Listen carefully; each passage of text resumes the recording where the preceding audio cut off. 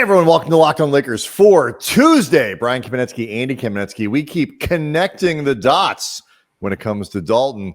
Plus, are the Lakers actually going to get more help at the back of the bench than we think? That's next.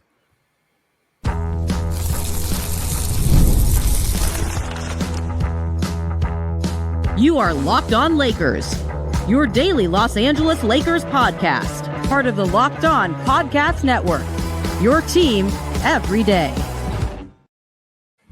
Thanks to everyone, at least those who are still here, for making Locked On Lakers your first listen of every day. Andy thought about leaving Monday through Friday, no matter how or where you get your podcasts. This one's always free, never behind a paywall. Locked On Lakers on YouTube is where you can go hang out with over 36,000 subscribers. All of whom, Andy, are wondering whether or not the Lakers can get a little more mileage out of their bench this season than last, and that involves not just Dalton Knecht, but potentially some other players that we really have not spent that much time talking about over the course of the off season. Before we dive into that, though, I need to let people know that today's episode is brought to you by Game Time. You can download the Game Time app, create an account, use the code LOCKEDONNBA for $20 off your first purchase. So we are going to talk about maybe some elements in the back of the Lakers bench that might be able to contribute, and guys that maybe we're not paying enough attention to, Andy. But let's keep talking about Dalton Knecht, because we did our last segment for Monday's show about Dalton and how concerned people might want to be about him, and specifically one of the things that I brought up was a question of whether or not Dalton's basketball IQ, the things that allow him to make the type of reads you need to make offensively and defensively at the NBA level, are going to allow him to really thrive in the NBA. Kind of at a level of production that the Lakers had hoped for, that he showed flashes of in his rookie season. Needless to say, there was a lot of conversation about that on the Locked On Lakers YouTube channel. And I know you, to some degree, think the potential criticism of him is not necessarily fair. I think if maybe fair is the wrong word. Go ahead. I think some of the criticisms of what has happened on the court, like in terms of just evaluating it, I think a lot of that is fair or accurate. I don't know if, though, the way we're getting to these criticisms or the way we are framing the conversation around Dalton is specifically fair, both in turn or accurate. The smart way to frame it, whether we're talking about the basketball IQ piece of this, or also too, and this was something that you brought up towards the end of the show and I pushed back on, the idea that Dalton, because he's 24, should be thought of as a close to finished product by the time he arrived in the NBA. Closer. Not a project, not a development player like you would draft, a guy who when you take him is 3 years away from contributing. Sure, right. But there is a difference, though, between being considered something of a finished product, which is often the way guys who are 4 years in college get talked about, getting drafted around 22, 23. And for what it's worth, I think it is often a mistake to write off those guys as close to finished product, because I think a lot of players continue to improve over the course of their careers. And the flip side is sometimes unseen potential can be just that. Like, guys can look in theory, because of the physical attributes that they have, to have unlimited potential, and it doesn't end up happening. But in the case of Dalton, like, the idea that he would be considered that, or I think even more specifically, the Lakers would consider him that when they drafted him, I'm not sure, because I don't have evidence, anecdotal or otherwise, of them taking Dalton thinking that he was close to that finished and totally NBA ready product. But I would consider it bad process to think of him that way, because it's not like he played 2 or 3 years at Tennessee through his senior year and then entered the draft, or even through his junior year. His collegiate career was spent transferring around from lower level to next level, lower level to next level, JUCO to whatever Northern Colorado is, to Tennessee. And by definition, that means transferring to higher challenges and meeting them. But that's much different than the typical road that we talk about for a 23-year-old who ends up a rookie in the NBA. Those guys typically have much more stable, for lack of a better way of putting it, times in college. And it's the complete opposite of Dalton. And I would say that any player like Dalton, if you just looked at the path and removed the age, he would more likely be thought of as somebody with more untapped potential than closer to the finished product. Maybe. I think I don't know how many people there are who fit that template to say, definitively whether you're right or wrong in making that guess. So I can only tell you, well, at the very least, it's how I would think of it. Right. I was about to say, I can't really push back on you, but I mean, what you're saying definitely has a certain logic to it. I think there are always going to be exceptions to every rule. And, while there are players, Austin Reeves is one of them. Alex Caruso was a bit Laker. The Lakers themselves have seen a couple late bloomers. Kyle Lowry was an incredibly talented player who adjusted mentally, and then became an all-star kind of guy. Like there are players who learn to Josh thrive. Josh Hart spent 4 years at Villanova, almost slipped to the second round, and is now considered, I think, anywhere from consensus to like top 50 to top 75 player in the league. Mm-hmm. He was not considered that at all, I think, in terms of potential when he was drafted. He was also taken, at the back end of the first round. I mean, so the expectations were different, but the point being, he was, I think, considered closer to a finished product guy in traditional terms than he ended up being. Right, and but to be fair, I think he's ended up better than people expected in terms of the amount of production and all that kind of stuff. But Hart came into the league kind of playing like this.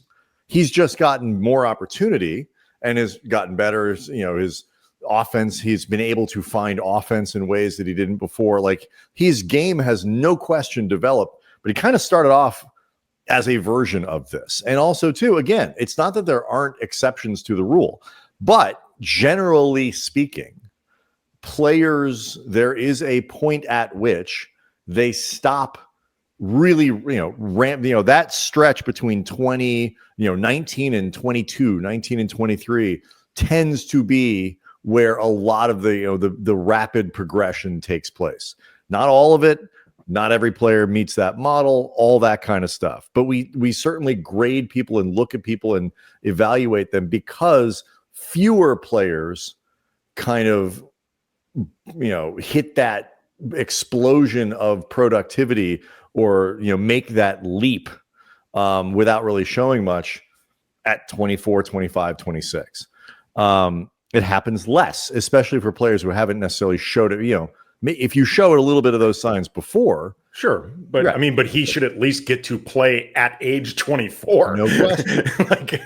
He's barely played at 24 if he has. And I explained this yesterday. And we'll for Monday, and we'll carry this over. And I think some people, I saw people, on the chat board there on the Locked On Lakers YouTube page, thinking that I wasn't clear enough about this, and some people thought I was being too harsh on Dalton.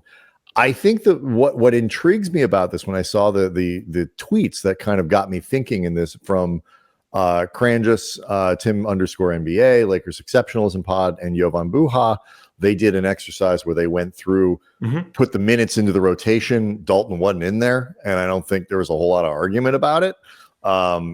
Tim had some tweets about the Lakers basically and their evaluation of why he stopped playing, why his playing time went down. And it was in part because they were trying to do these things for him in terms of sets, and he just wasn't making the reads properly.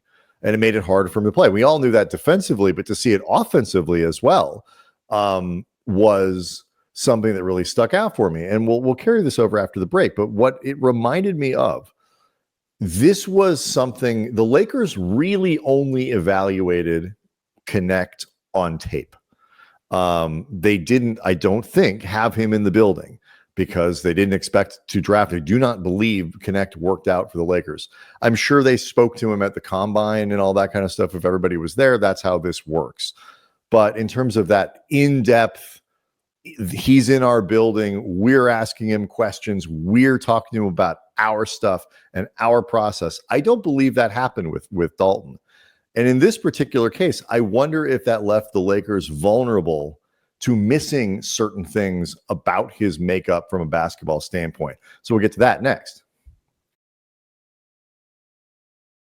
Locked on Lakers is brought to you by Game Time. We have all been there, logging on early at the laptop, waiting forever for concert tickets to go on sale, but then some type of glitch, you lose your spot for the show you've been dying to see. Live music should be about making memories, not dealing with the stress of ticket shopping. That's where Game Time comes in. Game Time makes getting concert tickets faster and easier than ever. Prices actually drop the closer it gets to showtime, and you can save up to 60% off with their killer last-minute deals. With Game Time, the price you see is the price you pay, no hidden fees, and the Game Time guarantee has your back with cancellation protection and more. Take the guesswork out of buying concert and show tickets with Game Time. Download the Game Time app, create an account, use the code LOCKEDONNBA for $20 off your first purchase. Terms apply. Again, create an account and redeem the code LOCKEDONNBA for $20 off.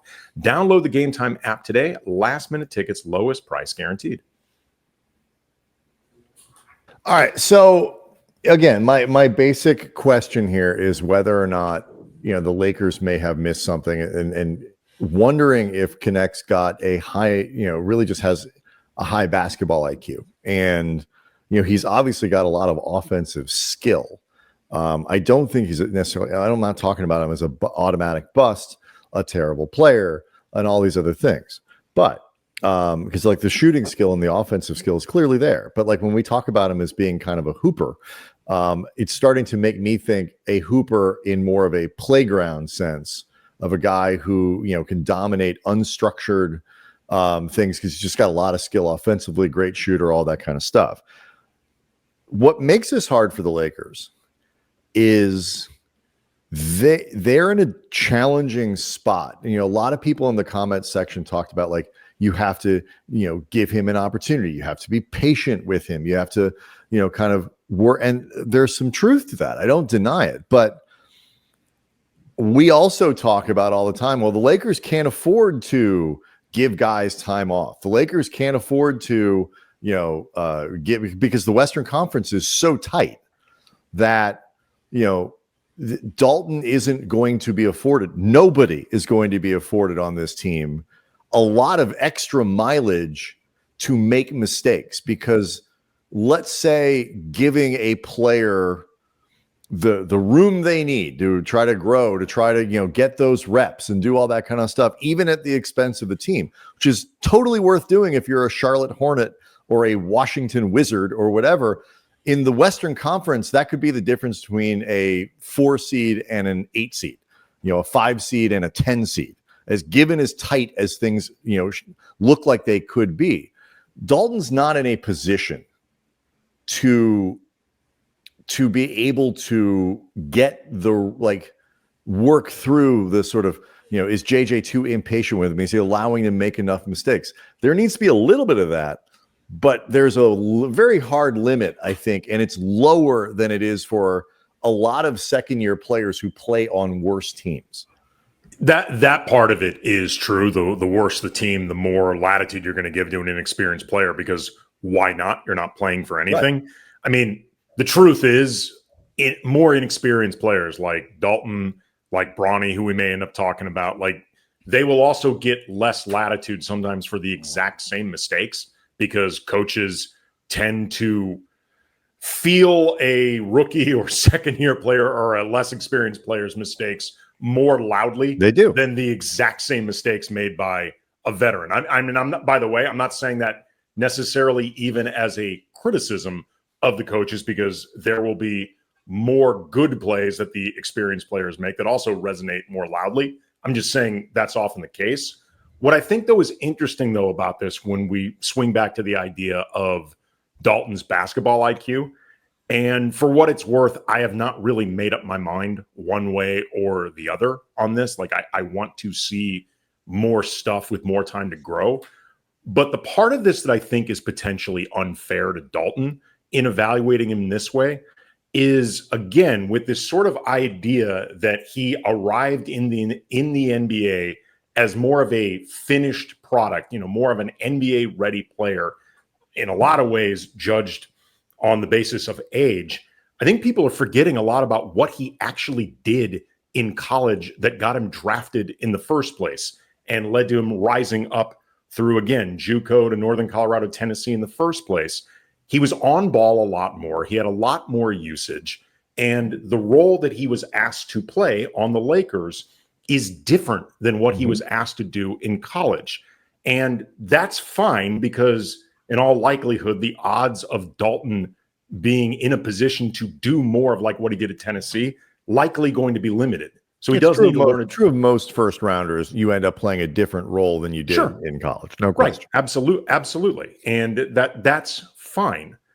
But I think a lot of the low IQ prognosis or concerns with Dalton are being framed through this idea that he should know how to do this completely different thing that he didn't because #old. And I don't think that's fair to him. What he's being asked to do is not easy. What he's being asked to learn is not easy. And I think in a lot of ways, it is just assumed he would know how to do this because we heard that JJ was immediately drawing up plays for him the moment that they drafted him. And like JJ saw him as the version of like the younger, more athletic, bouncier version of himself, which he might turn out to be. But you know what JJ Redick didn't do a lot of his first year or so? Play. Like, it took a minute before JJ could get on the court. By the way, for some of the exact same concerns that people have had about Dalton Knecht, JJ ended up having a terrific career. Like, he had a really, really high-end role player career, and he got better at certain things as he went along. Right. None of which is to say that this will happen for Dalton or that the concerns about Dalton aren't legit. I've expressed concerns about Dalton. Certainly his summer league was alarming. I'm just saying that I think a lot of the way these conclusions at large, because Kranjus and Jovan are not the only people who've kind of arrived at this, I don't know if it's all being reached in a way that's totally fair to Dalton. That may be. And look, I think at the difference, even in your JJ example is, he doesn't play a lot and he builds his way up to that, which indicates that he's learning. Whereas small sample size, all these other things, it's not the only reason he didn't play. He was traded 3/4 of the way through the season, and all of these things have an impact. And it was really, by most of the reporting and discussion, it was defense that was really keeping him off the floor rather than offense. But if what you're talking about is true, and I think you're right. Like, it is, we often underestimate how hard certain transitions are. And look, maybe this goes back to the Lakers, like most people who have, maybe we'll look back on it and say the Lakers, like most people who were in that, misevaluated the player for the job that they were going to be asked to do in the NBA. And this is one of these things, and we'll get to it maybe with Bronny in the next segment.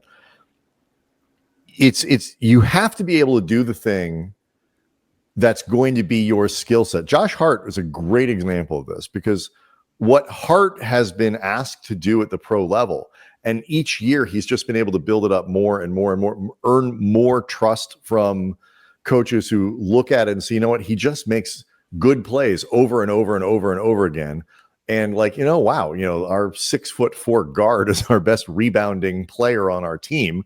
And you just sort of keep stacking stuff up. And eventually you become somebody who plays 30 minutes a night for good teams and all that stuff. But he's building on the role and the types of things that he was going to be asked to do at the NBA level. He's just turned out to be able to do it really well.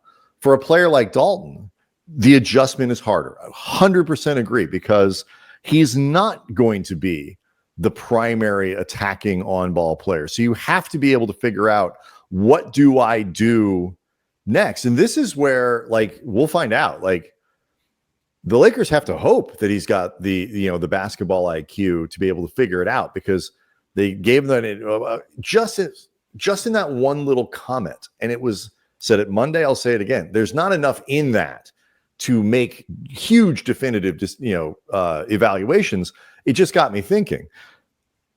If he doesn't have, like, it's gonna be harder for him if he doesn't have that mental computer to be able to adjust and play a new role.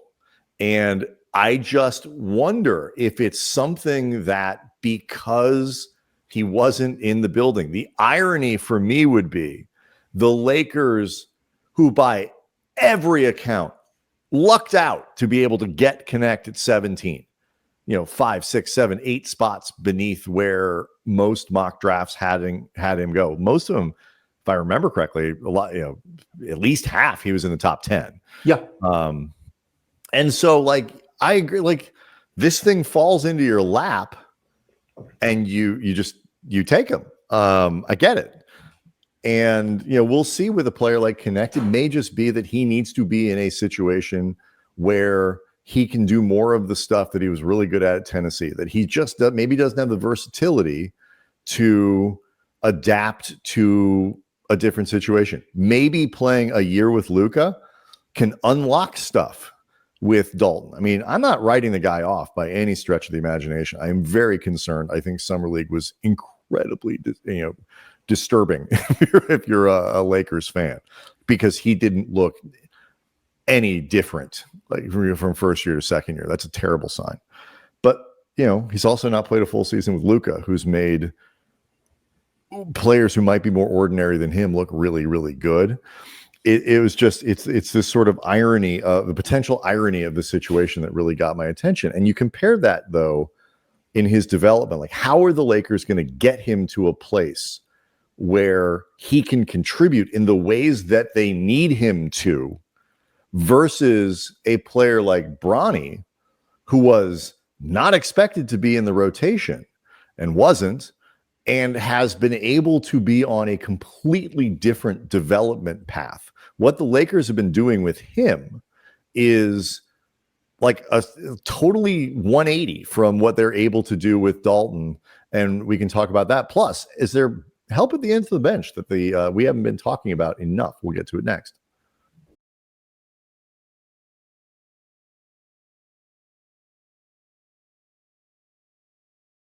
So, Andy, earlier in the summer, Dave McMenamin wrote a great story on Bronny for ESPN the magazine, and we had it on the rail. ESPN.com. ESPN.com. Sorry, we used to work for ESPN the magazine. It was on the rail for 8 shows in a row. We just never got to it. But this is a really perfect opportunity, because one of the things that really stuck out in that story was how the Lakers are working very specifically to try to develop Bronny to play a certain role for the Lakers as an NBA player, develop certain skills that allow him to do it, and then play a certain role in the NBA, none of which, by the way, has any hint of being a star player or something like that. But the difference is, because Bronny was the 55th pick, because he was 19, he did all of this stuff at the G League. All of this stuff is being designed for him there. He's getting all of his reps in the G League.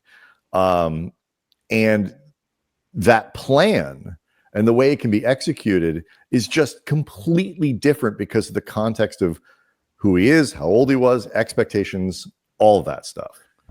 Yeah, I mean, in a weird way, it's very similar to Dalton in the sense that because he's Bronny James, everybody is paying hyper close attention to it. Like, you could actually argue that, I mean, certainly, like, globally, league-wide, he's under far more scrutiny than Dalton Knecht. He is. I mean, there's that I'm not arguing, but that's different than the plan that's being used to develop and the context in which he gets to develop. Yeah, absolutely. I'm just saying it's interesting because you can't remove the scrutiny in either case. The piece that Dave wrote, and we'll include it in the show notes, it's really, really well done. But there's a lot of conversation in there with Zach Guthrie, who coaches the South Bay Lakers. And side note, I did a pretty extended sit down with him for my ESPN LA 710 show, Lakers Talk, that runs every week. And I was really impressed with Guthrie, like just the way he broke down questions that I had from him about Bronny, but just his approach to developing young players in general. I was very, very impressed with Guthrie. But one of the things that he talks about in this piece from Dave McMenamin is how ultimately they decided that they were going to start giving Bronny on-ball reps about maybe halfway or so through the G League season, and essentially operate a lot like a point guard. And they were going to let him play through the mistakes, but the deal was he had to bring it on the other side of the ball, like bring the defense that people had more confidence in with Bronny to begin with when he was drafted than any offensive role. And I still have questions as to what his offensive role is going to be at the NBA level, assuming his career has longevity. But we saw much more of that in what Guthrie was talking about in the summer league. Like it was especially maybe second or third game on, where Bronny really was running sets and had the ball in his hand more often. And it wasn't brilliant, but he looked good. And more importantly, I thought he looked comfortable, and he looked like he had an actual purpose out there. Right. Because the biggest concern I've had about Bronny and sort of skepticism about him is, even though his improvement, I think, has been tangible, and I would like to see this work out for Bronny because he seems like a good, hardworking kid who just wants to prove himself on his own merits and leave it at that. But it wasn't clear what they wanted from him offensively. And if his role is not, I think, specific on offense and he can succeed in it, he would need to be an otherworldly defender to get by as essentially a defensive specialist at that size. Or an otherworldly shooter. Like he's got to be, there's something that he's got to be able to do something. And I think it's going to be very hard for him to be an otherworldly shooter. You got to be like an Isaiah Joe type. Like, it is hard to be an otherworldly shooter at like 6'1". Right, 6'1.5". That's basically what he is. And so like he's just too little to not have the ability to at least work like a Gabe Vincent style point guard, where like you can be part of the, Bronny's career, if it stays with the Lakers, theoretically would basically entirely overlap with Luka's. Like he may never need to be a true primary point guard, but the Lakers have said you got to have better ball handling skills than that. What was fascinating though was what Zach Guthrie said too. Wasn't just we're going to put the ball in your hands. It's we're going to run the same set over and over and over and over. So like if you go and you watch these, 15 G League games or whatever it is that they started doing this, Bronny, like they're just doing the same set over and we're going to do it until you learn the reads. And then I guess the next step is we'll run a different set, and then we'll keep expanding the playbook like he's a quarterback. But the difference is you can do that. I'm sure at the beginning, like he made a lot of mistakes. But the whole point of the G League is that you put people in a situation where they can make a lot of mistakes and just keep doing it and keep doing it and keep doing it. And you can see with Bronny a major, like you said, major difference between year one and year two. And at least at the summer league level, at the very least. Yeah, for sure. And that's all we have to work on right now. You could see the difference between the beginning of the season with Bronny, last year's summer league, to what he looked like in the G League at the end of the year and what he looked like in the sort of small runs that he got with the Lakers at the end of the year. I'm not saying the guy was like rotation ready, looked great, future all-star or whatever, but he looked like a way better player than he did at the beginning of the season. And again, developmentally, you'd expect that. He missed basically his one college season, came into the league as a 19-year-old, all of that. But that difference between how the Lakers are able to develop him versus Knecht, because Knecht spent the year with the big club, so to speak, and just wasn't given that opportunity. I don't think unfairly, but you don't have that chance when you're playing with the NBA team the entire year. I wonder if that's the type of development, if the Lakers are going to need to teach Dalton something new. And it's like, ooh, okay, this is a little harder for him than we thought. Maybe they'd have been better off just sending him down to do the equivalent of what Bronny was doing. We're just going to keep running you off the same sets until you start to read it. we've said a million times, context for every professional athlete, who they get drafted by, who's on their team, who the coach is, what the year is, all these makes such a massive difference in the development of a player. And in this particular case, like you just see it with the two guys that the Lakers drafted last year. And then in the meantime, Nate McMillan, Lakers assistant coach, was on the the Sports Shop with Reese and K-Mac show, and was talking about Bronny and said, I'm not going to read the entire quote, but we've seen a lot of growth from year one. He had, I thought, a really good summer league. A young man like that coming in with this type of pressure that he came into the league, and last year was unbelievable. Went on to say his shot was never broken, but the confidence, you could see him knocking down the shots, getting to the basket. Defensively, we wanted him to challenge himself to pick up the ball. I love Bronny. Great young man, and we expect him to possibly get some minutes this year. Now, obviously, there is there's two different things: expect and possibly. So there's some hedging going on there. But just the idea that McMillan would even go there, as opposed to saying, we think he might still be a year away, but we like the progress. He's moving in the direction that we were hoping from him. We've got nothing but great things to say about the way this is going. Just the idea of setting up the possibility of Bronny playing, putting aside that could theoretically cut into Dalton's minutes unless they just both end up playing and other guys ended up losing their minutes. Were Bronny able to play, it would mean most likely him providing a certain amount of skill set and attribute that the Lakers don't have in turn, or don't have a ton of, certainly in players that can contribute reasonably well on both sides of the ball. The athleticism from Bronny, the defensive energy, youth, actually being able to just put him out there for as many minutes as he can handle without worrying about attrition over 82 games leading into the playoffs. Like it would be a nice find and a nice upside for the Lakers if you actually are able to use Bronny as a 10th man. That would be a really good development for this team. It'd be huge. And I would put Knecht in that category because I don't think Dalton is somebody that is currently being counted on in that initial rotation. He's going to play, but that's different than being one of the core guys who you expect on a night in, night out to play 10 minutes or more. I don't think he's in that group yet. And if he cracks it, that would make a huge difference because, again, it means the Lakers are getting internally more production out of a roster spot than they did before. It applies to Knecht. It applies to Bronny. It applies to Maxi Kleber, who we will discuss tomorrow. Locked On Lakers on YouTube is where you can go hang out with over 36,000 subscribers to the channel. We will see everyone then.